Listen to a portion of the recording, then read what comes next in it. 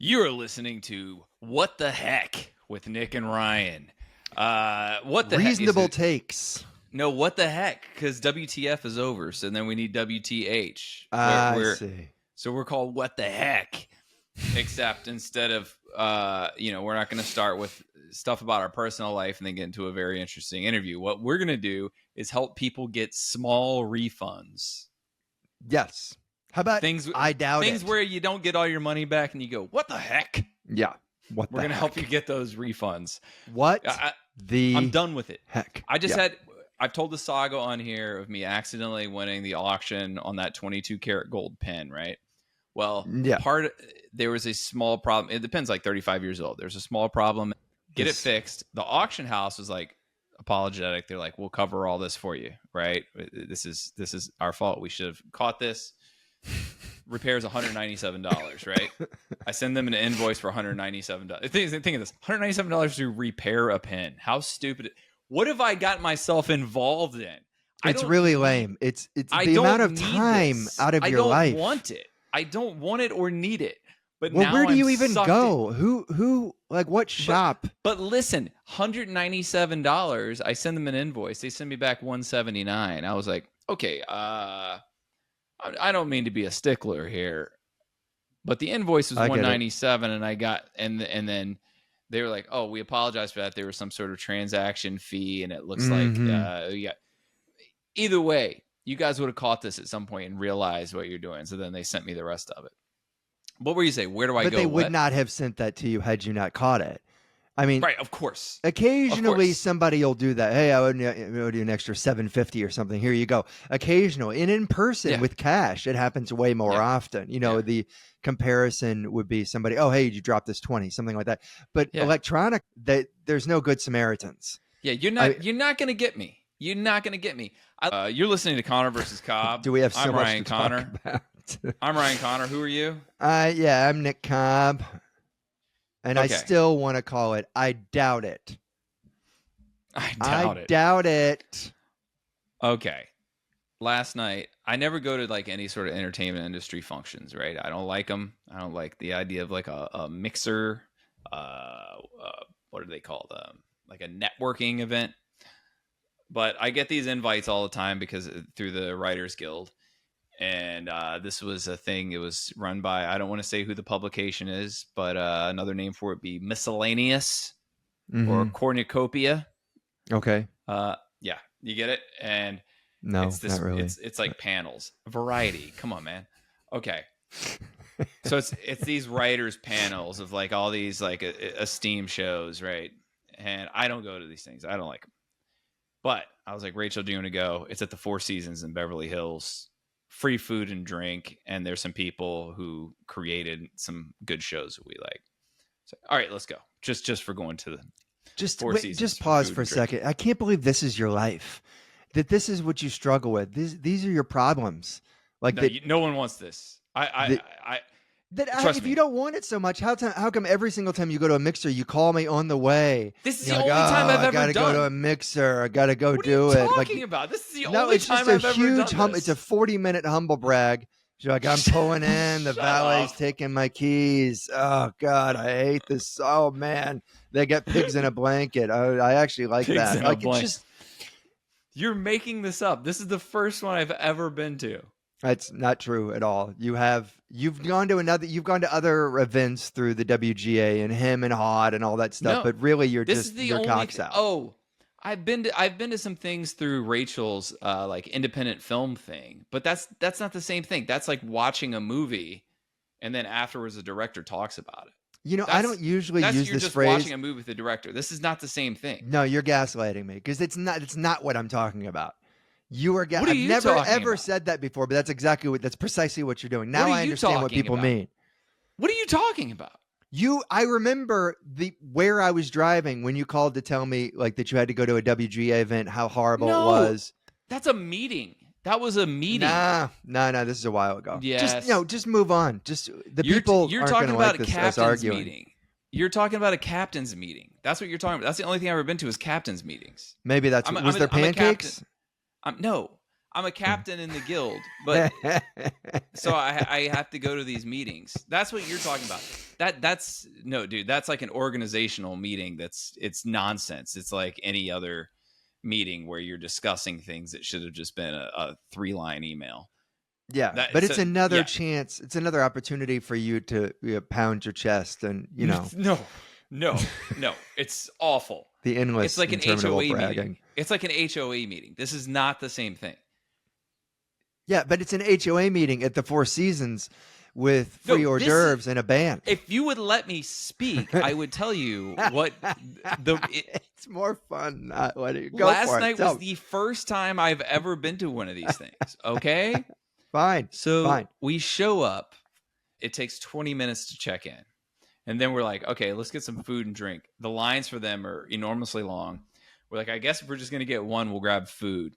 We wait in the food line for about 20 minutes. It's about showtime. They run completely out of food when I'm the next up. Yeah. No salad? So then I just stay there, and then Rachel's like, okay, I guess I'll get in the drink line. She gets in the drink line. Eventually, it's like a minute before they're telling us to go in. She's got 2 more people in front of her. I switch over to the drink line. As soon as I switch to the drink line, they bring more food out. Right when I got out of the line. Yeah, I mean, look, man, you lived in New York. Then I get in the drink line, and then they go, bars closed now. Yeah, so we couldn't even get water.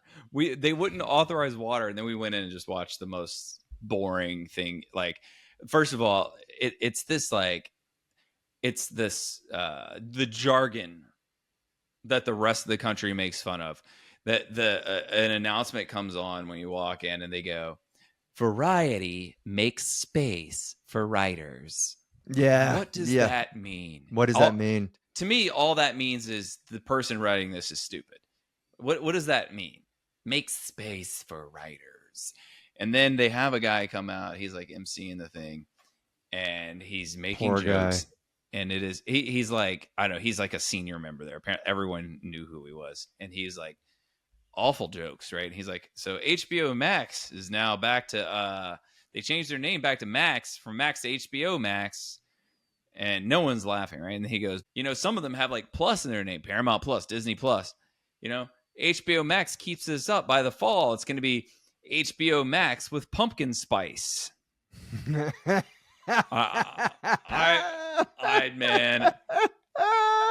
have never laughed, and it laughs, and then he goes, okay, that one didn't work. I'm like, none of it works. It's all terrible. Stop doing this. Let us leave. Hey, they create space for writers, man. They create space for writers. So then the refreshing thing was, though, the people in the second panel, they just seemed like good people, and they were funny and interesting, and anyway, that was refreshing, especially the Severance guy. Severance is his first thing. That's his first gig. I'm still going to choose to have sympathy for that MC. But, I will say, in all fairness, for the people in the first panel, in case anyone's listening, the showrunner for The Penguin seems cool.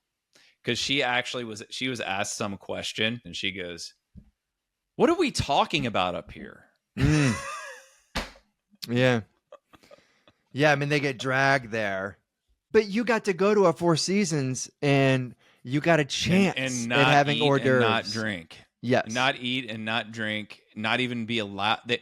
We're not allowed to give you water. Get out of here, man. Not allowed, man. Hey, what do you think about this? I saw this as a headline. This is some controversy. Tinder now has a height filter. How do you feel about that? I think that I mean, what are we talking about? They always kind of have all the not as a filter. I mean, who cares? Well, I mean, I think short dudes care.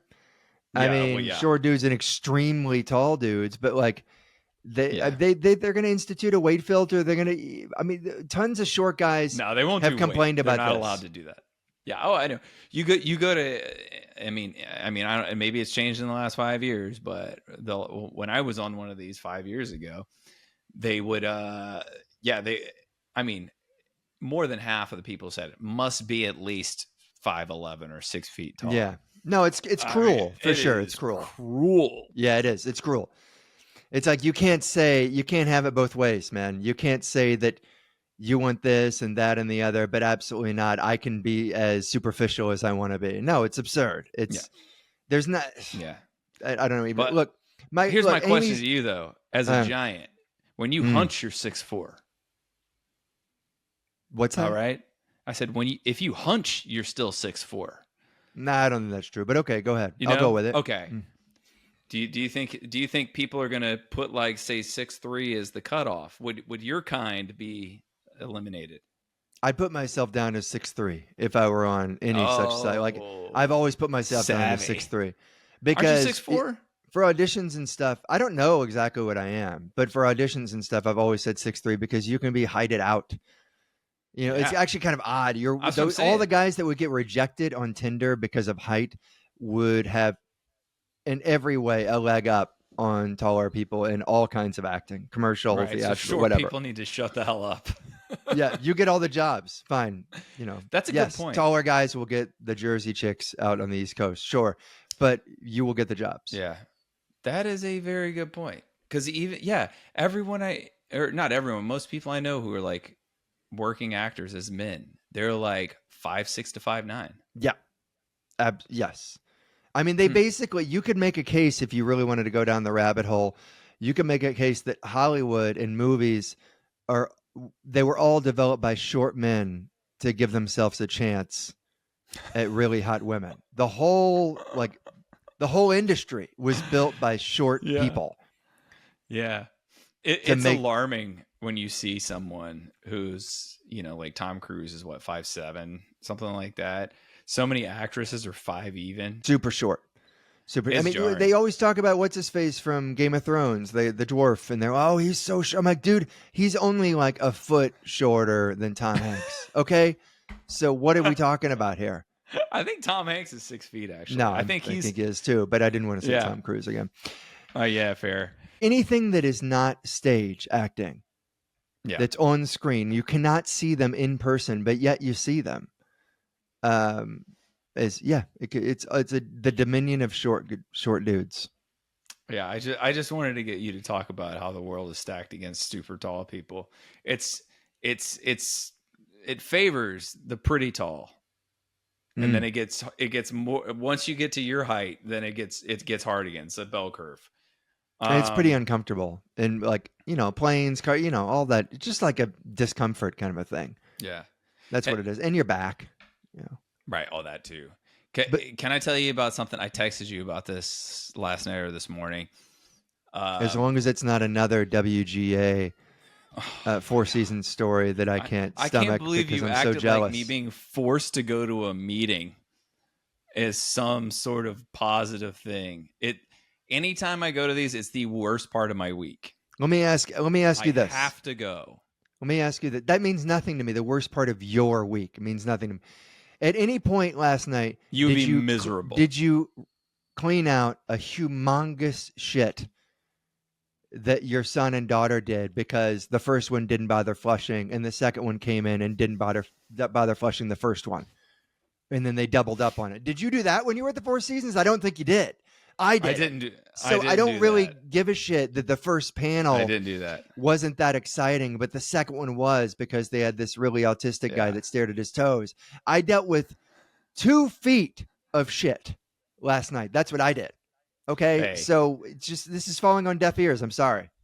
You want to compare home mishaps? I got evicted this week. I can't go into details, but the owner is kicking us out of the house because he says he's going to move in. I can't get into any more details than that, but I have to move. Yeah, that sucks. But maybe he heard you bragging about something. I have a book deadline. If you guys don't know, I sold a book. My manuscript's due in 4 months, which is, it's a lightning quick turnaround. That's crazy. And so I'm writing just constantly. I've already written 3,000 words today before we got on this. Anyway, so I honestly think Lord of the Flies was only 3,500 words total. So you almost wrote, you wrote all the way. Lord of the Flies is probably 60,000. You wrote all the way to Piggy getting killed by a boulder just this morning before this. That's how efficient you are. No, 3,500 words. I mean, it's basically 10 pages in paperback. Look at all the stuff you did in one day. You went off on somebody from the state of California while you were in a coffee shop go reading. Off. You wrote a novella, and then you went to a DoubleTree or wherever. You're a busy man. Here's what I was going to tell you. Are you friends with any twins? Not close friends. Okay. So I'm close friends with 2 sets of twins. And this is what I recommend. 2 are Jim and John Luoma from college. And this was the best thing. One of the best things I've ever been involved in. Early in our sophomore year, my friend Mike, who was my roommate at the time, said, you know what? Deep down, I think everyone has a favorite Luoma. And we decided we were going to find out who was better. Who is the better Luoma between the 2 of them? And we had them campaign against each other. And we had an electoral college. Everyone got a certain amount of electoral votes, depending on how long you knew them, how long you lived with them. It represented the U.S. We had their parents voting. They had to make speeches. They had a debate. Jim's party is the Democrats, and John's party is the Johnikins. Anyway, we've been doing this for 26 years now. Every 4 years? In the beginning, we were doing it every year. It didn't matter if it was a big election year or not. And we stopped doing it every year. We stopped doing it every year because one year Jim got something like 510 electoral votes. It was like 510 to whatever that would be, 27. And it was humiliating. John was not happy. His girlfriend, then girlfriend, now wife, was like, this is childish. This has to stop. But their mom was like, I mean, let's keep doing it. It's fun. I love how you started to say we did it every year when we were younger, as if you're like, but then family got and everybody went their separate ways. If we couldn't carry on this idiotic exercise anymore. Now we're lucky to do it every 4 years. Lucky, who knows? You know what? Maybe we're down to every 6 and we'll be like senators before too long. We should, because we did have one debate. It was at one of our bachelor parties where they brought suits and they debated from the balcony. Oh my God, we got to do that again. I got to send a text real quick to our. Yeah, we got to do it at our fantasy football. Sorry. So I wanted to say that, and the other thing I recommend doing, if you know any twins, have an election. The other thing I was going to say that I recommend doing, I did this for a couple years here in LA. If I'm stuck at something or waiting for something, first thing you do is you see if wherever you are has public Wi-Fi. If it has open Wi-Fi. If it does, get on there. All right. Once you're on there, then see if there's a printer attached to the network that's not password protected. If there is a printer, then what you do is you Google man covered in honey. Okay. There's a photo. This is what I did. It's a heavy set man covered in honey. He's got a beard. He's like this. He's like kind of laughing as honey's dripping off of him. I printed that on at least 10, 15 strangers printers. And unfortunately I didn't get to see the outcome, but I just want to know what was going on in their homes. I just want, who's printing honeymen? You know what I mean? Like if it's just 2 people in the house, if the kids are getting accused, if the mother's getting accused, it's just a fun wrinkle to throw in people's Absolutely. lives. I'm not a fan of any book or movie that ends with the director being like, well, why'd you leave it open-ended? I wanted the fans to decide what the ending was, what happened to the hero. I'm not a fan of this. But when it comes to pranking and using other people's printers, it's a lot of fun. Just to be like, who knows? You could have caused a divorce. Who knows what happened? What kind of issues you riled up? The tipping point. Yeah, if that's the tipping point. Everything's on the edge, and like, I thought we agreed, no more honeymen. Yeah, you just hit the nail on the head accidentally, just like the text I got about, did you leave your tent here? I mean, it just never happens. But maybe 1 out of 10,000 will some woman's just into honey men. He's got to be over 5'9", but she's into it. I mean, if you also added the text, hey, John, here's that image of me that you wanted. Then you really get it spicy. Because if it's John, 1 out of 20 times you're hitting. I would even say this. Say John, Jon. Jon. Because then, you know, if there's a John out there and it's just Jon, oh, man. Because then whoever's with him is like, they even knew that your name doesn't have an H. And even if if it's Jon, they just think you misspelled it. Oh, you got him. You can mess up people's lives with that honeyman printouts. I love it. So I recommend that. You got me thinking with this women being on Tinder and saying like minimum 5'8", 5'9", whatever. Mm-hmm. First off, I mean, you're obviously getting a lot of 5'6", 5'5" dudes that show up in lifts. Mm-hmm. Secondly, you're pissing off a lot of people. I mean, the same with bald, really. It's just things that like these are things people cannot control at all. And if you want to make an argument that people control their weight, you can make that argument. You certainly can't control the baldness or the height issue. Whatever your height is, maybe you like short dudes. Who knows? I've met women that like the preferred short dudes. But the like having it both ways, like Amy will talk all the time about how she wants more mystery in our marriage. She wants more mystery. And yet every month she'll tell me all kinds of shit about her Diva Cup. Like, I don't want to hear about this. So in one breath, she talks about how like we need more romance, more secrets, more clandestine making out. And then she comes out there like, look, I'm the fucking Kool-Aid man. And she's got this huge picture of disgustingness. You can't have it both ways. That's so funny. That's yours. Our conversation is we need more groceries. So we're not you just haven't been together long enough for food at the end. It's like you if you're in a marriage, you want to be as close as possible, know everything about the other person, everything. And there's going to be some ugliness there or some like silliness. And then at the same time, you want things to like, you want to not totally know the person.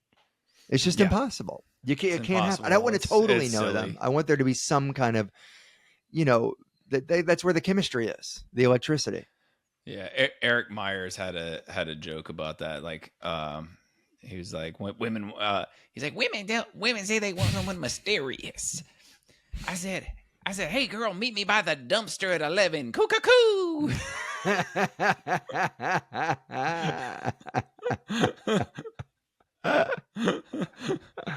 Coo-coo-coo. So funny. Insane, yeah, man. He was man. Wild, man. He was so funny. Didn't you used to have a bit about like if you're a parent, bringing your kids into your room after you had sex with your wife, your husband? Didn't you used to have a bit about that? I did. Yeah, that's what I'm saying. You. Oh, you yeah. That's what I meant when I said you. I meant actually. Oh, I thought you said Eric. Yeah. That was me. That was my joke about how to subtly punish kids. Right.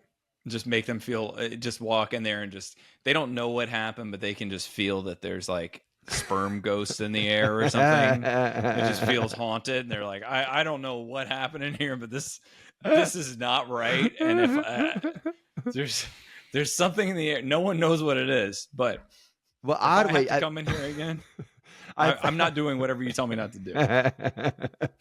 I mean, we've been having it like the kids got out of school and we're already having a hard time with screens. Like they're going to be in camps, but that doesn't start this week. So they're just on screens all the time. We don't want them on screens all the time. Mm-hmm. And they're going to tune you out. You keep on talking, they just tune you out. So I've just started taking massive blowouts in their bathroom. And I don't. What does that mean? Just massive shits in their bathroom. Oh.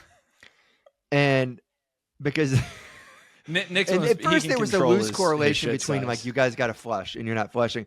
And now I just do it. And I'm hoping that they make the crazy connection between me taking massive blowouts in their bathroom and them being on screens all the time. That's what I'm hoping that at some point they'll connect. You think they're those just dots. Going to subtly figure that out? I mean, nothing else works. Maybe I'll go the circuitous route.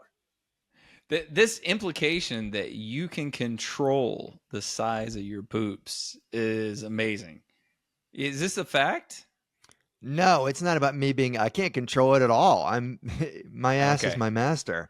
Like I'm just, if If it's big, I go into the kids' bathroom every single time. No candle, if you can just no tell fan. in advance. If you got an emergency, you're going in No, there. Ryan, I stop midway through and I'm like, oh, this is taking forever. And I run down the hall. Yeah, no, I know what's going to I can approximate within probably 15% of what I'm going to be dealing with. And that's fair. if it's small, I'll go into my bathroom, got the bidet. But if it's big, I'm like, I'm just going to go to the kids' bathroom. And then when they walk in there and complain, I'll be like, get off the iPad for once, for 5 minutes. And maybe just maybe that'll work. I like it. You ready for a hypothetical? Oh, yeah. Okay, I got two. Here's the first one. If dogs could talk, but the only thing they do is ridicule their owners. They can talk, but they just roast you. What would be the first, like, completely brutal truth that Wolfie would say to you? Like, it's odd. For a couple of seconds, you're like, my dog can talk. And then he just destroys you every morning. Dude, I don't think he's sitting here laying next to me as I podcast. I don't think he's saying anything negative to me. The first thing he does every morning is hug me. Like as soon as he sees that I'm awake, he just like jumps on me and hugs me. I'm just wondering what would be a bridge too far if your dog started roasting and you couldn't, you know what? You didn't want to say anything. That's fine. I don't know. Yeah. I'm going to edit that one out. That's how unhappy I am about. But I'll take some of the responsibility. Would you answer it then? So mine would be super easy. My dog, who's also loving, would start roasting me probably just about not being with him every single second of the day and occasionally wanting to poop by myself without his presence. It would be a bunch of codependent, needy BS that I can't handle. Well, that is so that the one thing my dog does sometimes is like, first, anytime I leave, he gets so upset and he's like, he puts a stuffed animal in his mouth and he starts shaking it. Like, come on, stay. We can play with this. We could be playing with this. We can be friends again. Yeah. And then when I leave, I'm like, I'll be right back. I come back. We have come down the hill to the house. He's always sitting in the window looking up at us, And then he gets so excited when we get back, and then we're playing. But then sometimes he does get this look where he's like, I don't understand why you left. Like, you could have just stayed here. You were going to come back, so why even leave to begin with? Yeah, no, that's pretty fair. Because more often than not, what percentage of our errands that we run are really that fucking necessary? Really? Compared to being with this animal that we adopted and we promised to take care of. But it's just too much sometimes. It's just too much. As I was at the thing last night, though, I'm there for 30 minutes, and I was like, I definitely would much rather just be hanging out with my dog right now. Heaping like emoji shits. If you had to do that on top of each other. He doesn't poop in the house. Like some weird Tetris tower. So here's my other question. And you're going to hem and haw about this one too. But it's all I got because that one certainly didn't work out. Here we go. So you get $1 million, right? Mm-hmm. Government's not going to know about it. It's in cash. Not nickels this time. It's in cash. It's in 50s, 20s, and 10s. All right? Okay. But you got to suck a man's dick. Now, hang on. Wait. Before you react. Wait. I know everybody's heard this one, but you haven't, because here's the wrinkle. You will never know who that person is. You'll never know. It's glory hole. And he will never know who you are. He'll never, ever know. Actually, you know what? I'm going to change it. You don't get $1 million. You get a brand new catamaran, which is worth more than $1 million. You know what a catamaran is? A double-keeled boat. It's beautiful. So you get a brand new catamaran if you do it. You'll never know who he is. He'll never know who you are. The problem is that he also gets a brand new catamaran, and there's only one marina in your town. Only one marina. So pretty sure that the other fella pulling the stickers off the catamaran is the guy that you hooked up. And he's pretty sure when you can't figure out a jib sheet that you're the other guy that serviced him. But you get a catamaran out of it, and you can sell it if you want. You don't ever have to talk about it. And he may not be the guy. It's possible. Do you do it? Brand new catamaran. It's so funny. This is the funniest one yet. I don't think I don't think I would. Would you not do it because there's only one marina? I mean, that's the part that really puts it over the edge. Yeah, that's a tough one. You're talking about but it's $1 million that's the part boat. where it's like, we're up to that point. I'm like, I can't see myself doing this. And then when you say there's only one marina, I'm like, absolutely not.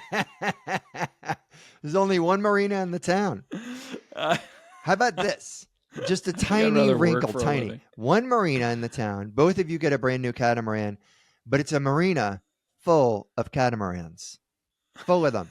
They're not all new, but there's no regular yachts, ski boats, canoes, whatever they have over there. Everybody's got a catamaran there. Does that change anything for you? I just still don't think so, because I don't know. There's just the implications here. It's just too much, man. And there's someone out there who has $1 billion who would just be like, okay, then send an email here for $1 million, and then the bluff gets called. Yeah, that's why I'm putting this out there, because I'm totally willing to do it. Why do you think I'm asking these questions every week? I'm waiting for the Venn diagram to just barely overlap, and some Saudi billionaire is like, "Oh, what for a catamaran?" I think if I had kids, it would be a very different question. Yeah, this is look an hour ago, right before we got on the Zoom together. You were talking about pestering someone because they gave you like a $20 refund rather than a $10, something that is kind of understandable. But you're going to go out of your way to fix that issue, right? It was an injustice. Give me the extra $10, right? Get it. But you won't spend 10 minutes of your time making someone happier for a catamaran that you can then sell. Okay, I'll take that as a no. All right. $1 million cash with taxes paid that's a different question too. But still, I have to pass. $1 million would be life changing. It just feels like a slippery slope, man. It feels like a very slippery slope. What do you feel like? If you do that once, you'll. Hey, before long, I'll be doing it for a kayak. $1 million. You're like, I need another $1 million. Yeah, exactly. You're like, next thing you know, I'm jerking people off for paddle boats. Yeah, exactly. You don't have any teeth. You just like, I got to do what I got to do to get a life preserver. What do you want, Rachel? Yeah, you're right. That's a fair point. You never know how prone you are, man. Look, I don't have kids, so it's like I can't say I'm sacrificing this for my children, and it honestly seems like a slippery slope. I'd love to see, like you said, I'm gonna get some Saudi emails. Yeah, I'd love to see the 5-minute scene of you and Rachel having it out, where she's just like, you were never into water sports ever before you got that email. Ever, and now you're out in Hermosa every Saturday. You just want to be on the water every day. I just didn't know how much I love the triple mast. Or whatever. I don't know. I didn't know it because I'd never experienced it. You should come out sometime. And then she just says, because I know what you did to be able to have this boat. And then she runs out of the room. Let me see. How much is a catamaran? Oh my God. Oh, they can be cheap. As cheap as 11,000, but up to 5.5. Up to 5.5 million. You didn't specify. Imagine if that show you do that and $11,000. You come to the shows up, and then you got to pay for a marina rental, and then. You're like, I gotta sell it and then pay taxes on it. You come to the marina the day after with like just your head all like you're looking down at your shoes. because they just told you the other guy was going to get a marina, and you walk past a guy getting this badass, like this completely badass boat that's worth millions, and then you walk up and you get a used $800 catamaran. You're like, after all said and done, you're bringing home $6,500, and the whole town knows how you got it. Because the other guys are going to be like, oh, this boat, yeah, I got it because, let some guy suck me off. So if you see a guy in this, boat, it's because he sucked me. He did the sucking. 11. He names the catamaran like suck eat. They say the joke is the two best days to be a boat owner are the day you buy it and the day you sell it. Yeah. Our friend Forrest had a boat, and he took me out, and like it was really fun. But then I was just like, man, this seems so expensive. And just so much involved. Like the boat is just the beginning. You've got to, how about if you live in a cold place and you got to dry dock it for a very, you got to dry dock. I was just saying dry dock also sounds like a weird sex act. It does sound like that. It sounds like a painful sex act, to be honest. It does sound like a weird act. I'm going to dock you bone dry. Yeah, exactly. Did you bring the lube? Quite the opposite. I brought the sander. Quite the opposite. We're dry docking. Sander and some terry cloth. You're going to be... I was thinking instead, we'll throw some sawdust down first, take out all the moisture. Wow, you're weird. I changed my filter for this, and this is what I get. Should have gone with the short guy. He likes it the normal way. Hey, guys. Conspiracy theories? I'm going to give you 3 conspiracy theories. 2 of them are actual conspiracy theories. I'm not saying they're true, but people believe them. One of them I made up. Yep. Okay?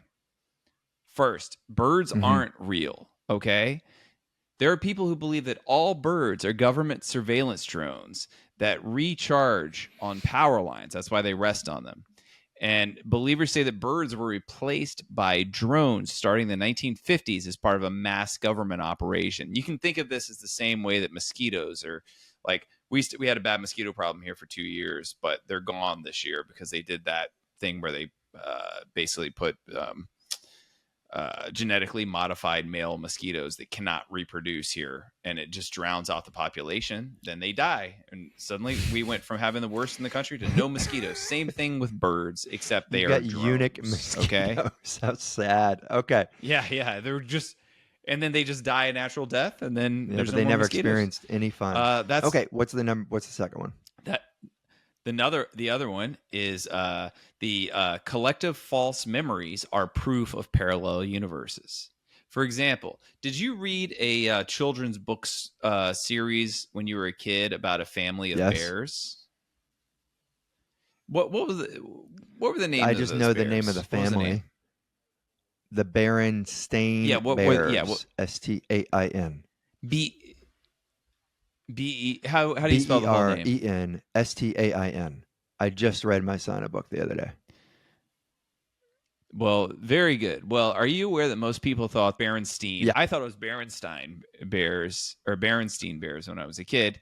But this collective false memory is proof of parallel universes, just proving that reality is glitching. We're slipping between the universes, and in other universes, it's Berenstein, not Berenstain. Okay. Because we have to admit, Berenstain does not sound as good. It may be pronounced Berenstain, but I think what you're getting at is that people remember it as spelled Stein, which is how exactly I remembered it. That's why I remembered Stain, because I thought it was peculiar the other day. I was like, oh, shit, I read this when I was a kid. I just figured it was EIN. So, yeah. Yeah. The other one is the old pillows theory. So 41% of deaths in industrialized countries are either caused by or complicated by stroke or dementia.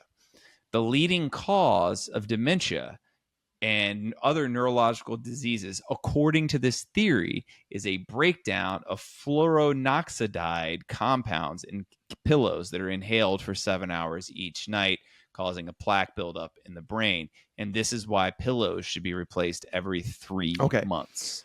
So I'm going to say that the first one, the bird one, is a real conspiracy theory. And I'm going to say now you just use the Berenstain Bears as an example, but you're really just talking about a group of people, collective false memories. Yeah, just for some reason share false memory. And then I'll say you made up the last one. I'll say you made up the pillow. Why would you say that? It just seems the first two just seem too plausible as conspiracy theories. I just wouldn't be surprised. I mean, Black Mirror had an episode about like fake bees, so I just can totally see that as a conspiracy theory, and I could totally see the second one as one too. You nailed it, baby. You nailed it. And now I'm thinking this parallel universe thing. I have two friends, two of the smartest people I know, who think that I opened for Hedberg and Stanhope at their college. I did not do this. I was at the show. I was hanging out in the green room with them, but I was not on the show. They both think that I was on the show. So maybe this is a slippage. I kind of know what you mean. Universes. I don't really believe this. I don't know why they think I've had the same kind of thing, kind of adjacent to that, where two or three people I've known for a very, very long time continue to insist that I'm very successful. And I have to step in and be like, you're wrong. Actually, I am at best middling, at the very best. Yeah. It's just... you must be hanging out with me from Universe B4173 or whatever. Where I made some different decisions. How can you look at our number of podcast listeners and also have that theory? What people don't realize that every listener sends us $30 each week. You know what they're not sending us? So we're making about $90 a week. Offer for a Catamaran. And you know what? My ears are I wide will open. say this. Across the platforms, Nick, we are averaging in the three No, we're figures. not. Low, very like 101, No, we are. 102. Oh, low three figures, yes. But before YouTube banned us, we were in the low four figures until they made it so that we're sort of shadow banned and you have to look us up. But when the podcast was brand new, we were getting in the thousands, and then we got done dirty. You ready to play Rank Them? I'm ready. All right. Rank Them is a game where I give 3 characteristics. This is for a person you're going to spend the rest of your life with. They are perfect for you in every single way except for these 3 defining characteristics. You must rank them. Okay? I think I got it. Yeah. This one is a collaboration between me and Rank Them founder, Alan Scontra. Number 1. Always has large visible chunks of broccoli in teeth. That's tough. Like even the furry part or the stalk? Yeah. Always. It's all of it. Always has large visible chunks of broccoli. So they don't even brush their teeth or floss or anything, or they do and they just can't get that out? They do, but then they just can't help getting more broccoli in there immediately. All right, oh, man. Number 2. Speaks in the accent of the last place she visited with a regional accent until she goes to another place with a regional accent and adopts that one. So like a summer trip through the Northeast would just be awful because you get Rhode Island, you get New York, you get Boston, and then Philly. And she speaks like that until she's in rural Tennessee, and then suddenly she's like this, "Hey Nick," and then you take her to parts of Chicago, and suddenly she sounds like one of the Bears super fans, and she just does it until she's goes just to another. A parrot. She's just okay. Yeah. Number 3, first name urethra. Okay, but she goes by something else. But that is like if no. This is an immutable characteristic. She goes by. She won't respond to Yuri. No, good try. These are permanent. This has got to be the easiest rank them you've ever given me. Yeah, really? Because there's one that I just can't abide. The first one that I would I'd kind of almost happily accept it would be the regional accents. I think that's great. Yeah, absolutely. Lay it on me. Love it. I love it. I think that sounds so fun. Please. What if you go somewhere and then you don't go anywhere else for 7 months? Like, okay, where you are, there are so many accents all over, right? Southern California, if you're here for 6 months, you're not coming across any other accents, you know? It's not like if you live in the South or if you live in the Midwest, Northeast, where you're coming across regional accents all the time. No, I'm still, yeah, You know no, what I mean? I can't be convinced otherwise. I'm totally on board for that one.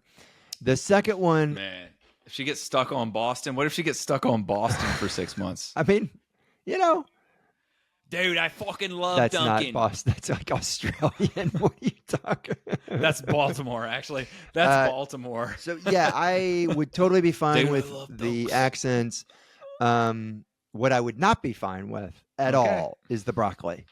And we eat a lot of broccoli here. So absolutely not. That is number 3. Oh, good That's for number you 3. guys. Yeah. That's number 3? Urethra. Let's do it. Let's get married. So number 2 is urethra? Urethra. Let's do it.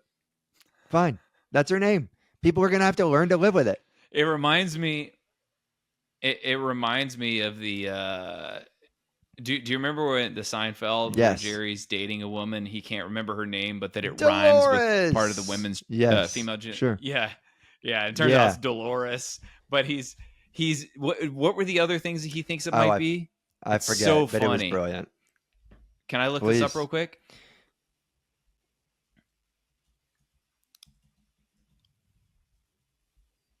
It's the funniest one is Mulva. That's good. They're like, that would have been Mulva? a fun writer's room to be in that day. Oh, Mulva and Bovary. Bovary's great. Yeah. Dolores, great. Mulva. Okay. That said, broccoli is absolutely last. I can only handle it for 5 minutes. And, you know, I'm one of those people, I will not let someone have a booger hanging out of their nose or food on their face. I will let them know I'm a friend, okay? You're willing to give them urethra's the hard number 1. Truth. I'm right. Give them their medicine. So urethra is number 1. I hate it. It bothers me so much. I want names that you know, I like neutral names. Mm-hmm. All right. Urethra's not neutral, but it's better than suddenly you talk like you're from Boston for 6 months or South Philly for 3 months or etc. You know, like she just suddenly sounds like Rocky. What was I just talking about? My wife wants more mystery. What is more mysterious than basically like somebody comes home every day or every few months and it's like they're from a completely different place? There's mystery for you right there. I'll say this. You remember when Madonna moved to London for a weekend and then she came back and had a British accent and it was the most annoying thing. Like everyone was obsessed with how annoying it was and suddenly she was Madge instead of Madonna. Yeah. Imagine that's the person you live with. Yeah, I mean, it's still better than the broccoli. Broccoli's last. I'm going urethra number 1. I'm going accents number 2. If it's broccoli, you don't ever do anything else. There's nothing else you can talk about. There's nothing else to do. It's always about the broccoli and the teeth. You can't ever get past it. Let me throw this one out there. What if it was between broccoli and someone who every day at 8:00 starts an argument with whoever she's standing nearest? Broccoli is the worst. Because you'll never get broccoli's past worse. And I don't love that. I'm not argumentative. I don't love having to deal with a bunch of confrontations, but it's better than the broccoli. I think I take broccoli over that. Because I think you can tell yourself every day at 7:45, you're like, okay, there's a show coming up. But I don't think you ever get used to it. Yeah, no. I think it gets too embarrassing. I take broccoli over that. Nick, are you busy? Are you too busy for this podcast? No, I just don't agree with you. And I knew you were about to ask me what I wanted to plug. What are you doing? Are you reading the comics? Yeah, that's what I'm reading. I'm reading Hagar the Horrible right now. No, I thought you were going to ask me what to plug, and I never have anything. So I wanted to look up. What would you like to plug? I'm going to be July 19th. I'm going to be at Mahomet at Yellow Cab, one of our favorite places. And then again later on in the year, It's I'll not be called with you. Yellow Cab. It's called Yellow and Company. Yeah, I always call it Yellow right. Cab. My bad. Yellow and Company, great venue, super fun, right on the side of the highway. Might as well be next to a Sunoco. It's right there. It's an amazing venue. If you live in that part of Illinois, go there. They have a really cool shop, all kinds of knickknacks and patty whacks run by a wonderful couple. And yeah. How about you? Anything what do you else? Got? Well, I'm going to be in Phoenix in a couple weeks at House of Comedy, and then a bunch of other gigs in the fall. You can see them all over the country on my website, ryanconnorcomedy.com. And you can get my book, The Party. It's a novel that it's a dystopian fiction that feels a bit too real right now, but get that on through my website or Amazon, and my special Live from DC is there too. Love it. No, man. Anything else? Look at that. Thanks for listening, folks. You've been wonderful. You know what? I'm going to plug something old. I got a dry bar that's like 9 years old. Go knock yourself out. And so does Ryan, actually. So that's YouTube Dry Bar Nick Cobb. Is that what you do? Yeah. There it is. Yeah. You can watch mine if you want. I'm not making any sort of royalties on it. Nick is. So watch Nick's. I'm going to buy a Catamaran. Just a couple of guys palling around, coming out of your speakers, a beautiful sound. They debate, berate, and have a laugh or two. Connor v. Cobb, for me and for you. La la la la la la, la la la la. Connor v. Cobb, for me and you.